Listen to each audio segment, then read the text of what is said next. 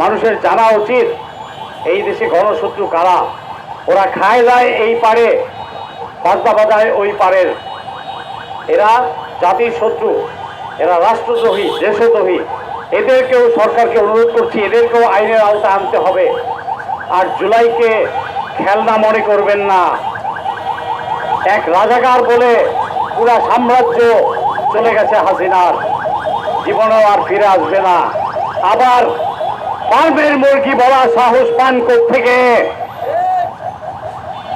তার রিয়েকশন নিশ্চয়ই দেখতে পেয়েছেন। তো জুলাই নিয়ে আর কোনো বেয়াদবি এই জাতি সহ্য করবে না। ওনারা চুপচাপ ঘরে বসে থাকলেও যারা দেশ রক্ষা করবে এই প্রজন্ম, আগামী প্রজন্ম, তারা কিন্তু চুপ থাকবে না। পাঞ্জাবের জগতে একটি বিশ্বস্ত নাম শাবাব এথনিক ওয়্যার। তার স্যাম্পল কিন্তু গতকালই দেখতে পেয়েছেন। ফার্মের মুরগি বলার পরে স্যাম্পলটা দেখতে পেয়েছেন। যদি মাথায় মগজ থাকে খুশি আসুন, আর আপা আসবে না। দিবা সত্য দেখে লাভ নাই। আমি সরকারকে অনুরোধ করব জুলাই হত্যাকারীদের এবং অন্যান্য সকল বিচার কার্যক্রম দ্রুত এগিয়ে নিয়ে যাওয়ার জন্য।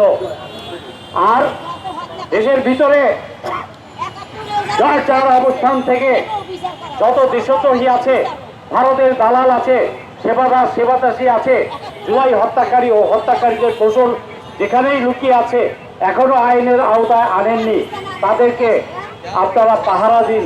তারা যেন পালিয়ে যেতে না পারে, তাদেরকে অবজারভেশনে রাখুন।